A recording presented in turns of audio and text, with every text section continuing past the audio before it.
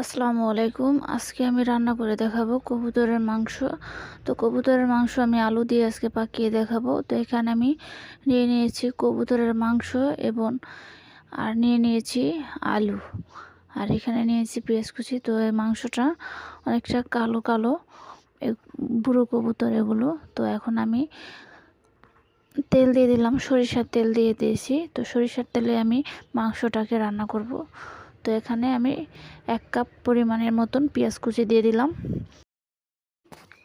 তো এখন আমি পেঁয়াজটাকে হালকা করে ভেজে নিব, মানে হালকা একটু নরম হলেই হবে, খুব বেশি করে গাঢ় ভাজবো না। তো এখন পেঁয়াজটা আমি হালকা করে নাড়াচাড়া দিচ্ছি এবং ভেজে নিচ্ছি। তো এর মধ্যে আমি বাকি মশলাগুলো এখনই দিয়ে দিব। এটা যখন হালকা নরম হয়ে আসবে তখনই বাকি মশলাগুলো অ্যাড করব।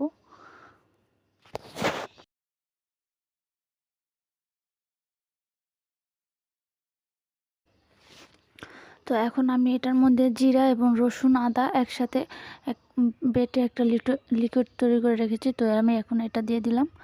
তো এখন আমি এই মশলাটা দেওয়ার পরে এখন আমি হলুদের গুঁড়ো এবং মরিচের গুঁড়ো দিয়ে মশলাটাকে নাড়াচাড়া দিয়ে ভেজে নেব আরও কিছুক্ষণ। তো এখন আমি ঝাল যে যেরকম খান সেই অনুযায়ী দিবেন। আমি 2 চামচ দিয়ে দিলাম। এখানে দিয়ে দিলাম লবণ।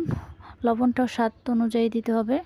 মাংসর পরিমাণ বাড়ালে লবণটাও বাড়িয়ে দিবেন। তো এখন আমি মশলাগুলো কষিয়ে নিচ্ছি। তো মশলাটাকে সুন্দর করে কষিয়ে নিতে হবে। তো এখন আমার মশলাটা কষানো হয়ে গেছে। তো এই পর্যায়ে আমি এখন মাংসটাকে দিয়ে দেব। তো মাংসটা দিয়ে তারপরে আমি ভালোভাবে মাংসটাকে কষিয়ে নিব কিছুক্ষণ। তো কষানো হয়ে গেলে তারপরে আমি পানি দিয়ে দেব।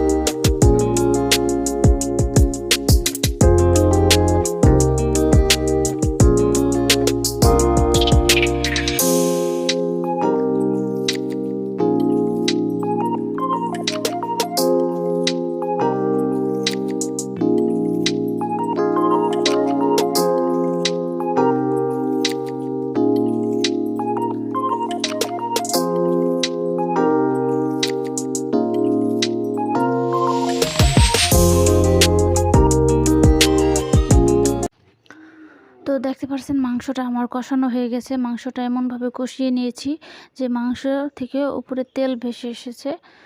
তো এখন আমার মাংসটা ভালোভাবে কষানো হয়ে গেছে। তো এই পর্যায়ে আমি এখন যে কেটে রেখেছি আলু, সেই আলুগুলো এই পর্যায়ে দিয়ে দিব। তো মাংস কষানো হয়ে গেছে, তারপর আমি আলুটা দিলাম, এটা একটু খেয়াল রাখবেন। তো এখন আমি আলুটা দিয়ে দিলাম। তো আলুটা দিয়ে আরও কিছুক্ষণ এই মশলার মধ্যে একটু নাড়াচাড়া দিব, তারপরে আমি পানি দিয়ে দিব।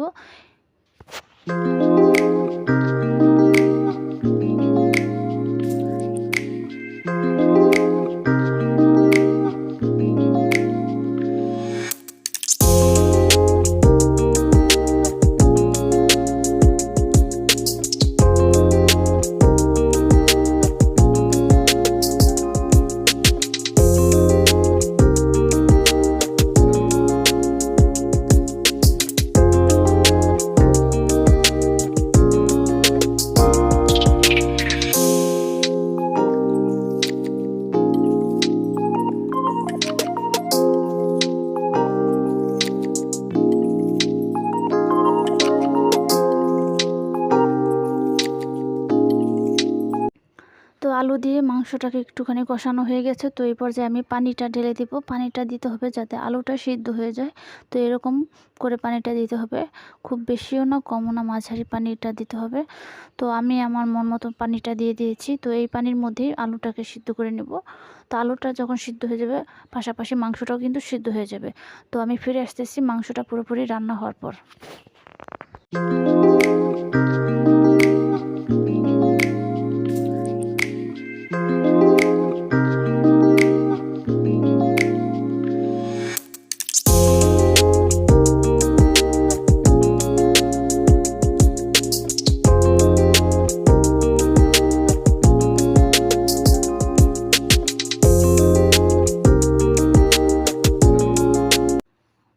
আসলাম মাংসটা পুরোপুরি রান্না হয়ে যাওয়ার পর। তো দেখতে পাচ্ছেন আমার আলুটা এবং মাংসটা পুরো দোনোটাই রান্না হয়ে গেছে এবং সিদ্ধ হয়ে গেছে, আলুটা মাংসটাও সিদ্ধ হয়ে গেছে।